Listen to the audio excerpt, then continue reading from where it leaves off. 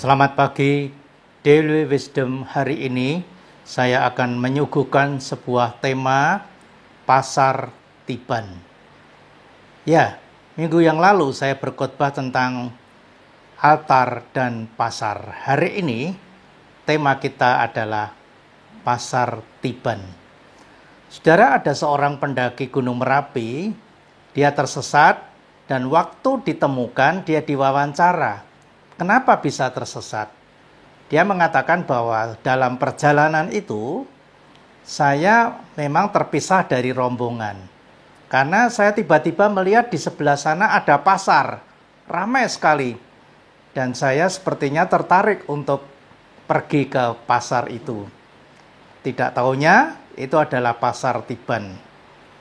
Nah, waktu ditemukan dia ternyata berada di tengah-tengah hutan yang sangat dalam, jauh dari jalan yang biasa dipakai untuk pendakian. Orang itu bercerita demikian, bahwa dia seakan-akan melihat sebuah keramaian dan menarik sekali buat dia sehingga dia menghampiri. Pikirnya hanya mau sebentar, tetapi ternyata dia tersesat. Nah, saudara, ternyata pasar itu oleh penduduk setempat dikatakan pasar setan. Ya, Pasar Tiban dari kata tibo dalam bahasa Jawa itu artinya jatuh. Jadi Pasar Tiban itu artinya pasar yang tiba-tiba ada, yang sebelumnya tidak ada. Bisa jadi Pasar Tiban itu memang tidak seperti yang dialami oleh pendaki gunung ini. Hampir di setiap kota itu ada Pasar Tiban. Satu tempat yang dulunya hanya 1-2 orang berjualan, kemudian makin banyak orang, dan tempat itu akhirnya menjadi pasar kecil.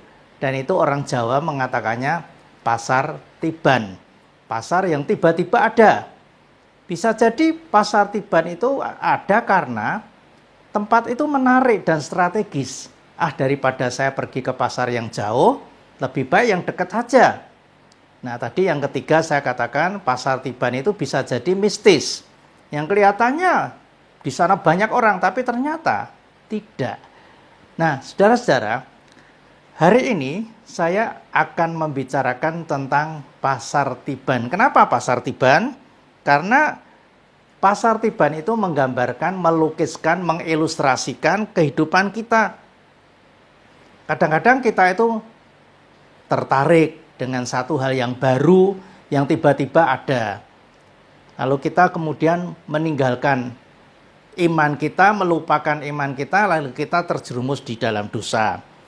Ada kemungkinan yang kedua, kita ingin tahu seperti pendaki gunung tadi, ingin tahu ada keramaian di sana. Apa itu?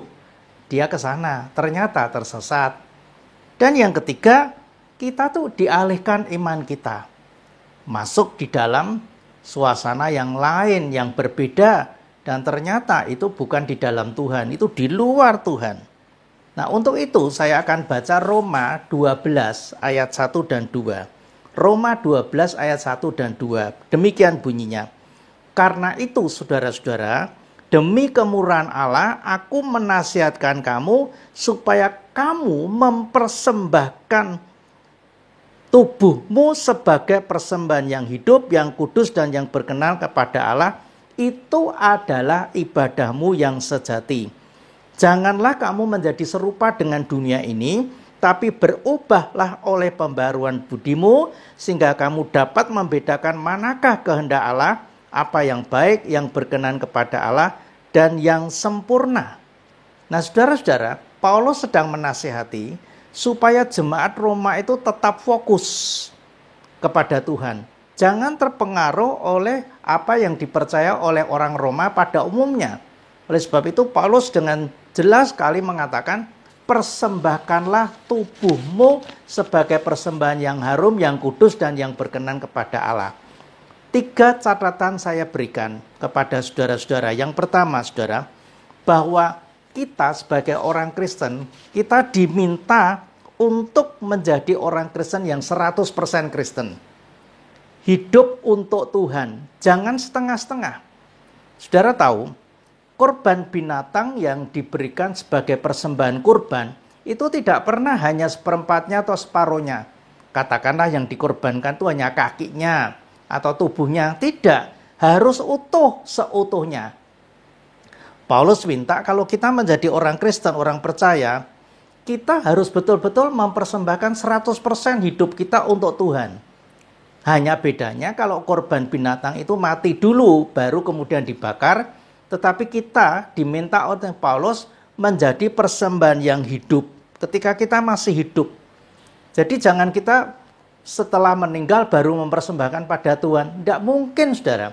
Ketika kita masih hidup ini, kita mempersembahkan hidup kita untuk Tuhan. Tubuhmu itu artinya seluruh hidupmu. Ini bukan berarti lalu saudara diundang untuk jadi pendeta, rohaniwan, jadi orang yang suci, terus-menerus suci. Tidak. Ini yang dimaksud adalah kalau kita memang sudah percaya pada Tuhan, percayalah 100% andalkan hidupmu pada Tuhan. Jangan jadi orang Kristen setengah-setengah. Paulus minta, apa yang kita persembahkan? Hidupmu yang kudus dan yang berkenan kepada Allah. Kita orang Kristen harus menjadi role model bagi orang lain.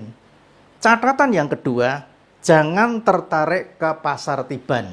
Tadi saya sudah mengatakan bahwa pasar tiban itu ilustrasi kita kadang-kadang tertarik kepada hal-hal yang lain, yang baru, yang mungkin tidak ada dalam bayangan kita, tapi tiba-tiba muncul.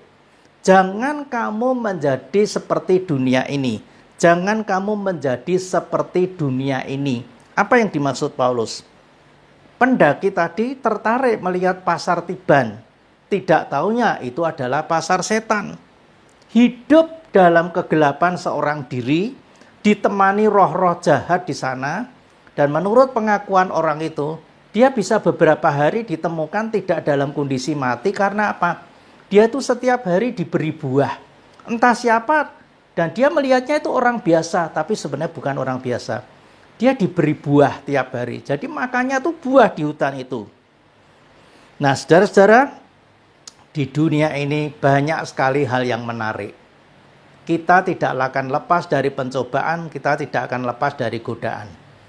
Mata kita itu dua. Tetapi mata kita yang lahiriah ini sering tertarik kepada hal-hal yang disajikan oleh dunia. Bahkan yang menyesatkan. Tetapi kalau kita punya mata rohani, kita bisa menyeleksi.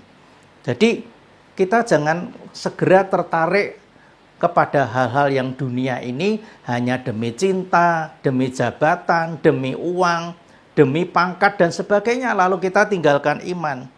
Orang Kristen yang seutuhnya itu adalah orang Kristen yang percaya kepada Tuhan. Pasti dia tidak akan tergoda karena seluruh hidupnya sudah dipersembahkan pada Tuhan. Dan catatan yang ketiga, kita harus tetap fokus kepada altar. Dengan demikian, kalau kita fokus kepada altar Tuhan, kita tidak akan tergoda untuk masuk ke pasar tiban. Paulus menyebutnya apa? Pembaharuan budimu. Pembaharuan budimu artinya kelakuan kita, pribadi kita, karakter kita harus menjadi serupa dengan Kristus.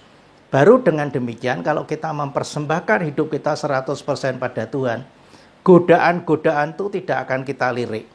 Godaan-godaan itu buat kita tidak akan menarik lagi. Hanya satu yang menarik dalam hidup kita yaitu Yesus Kristus.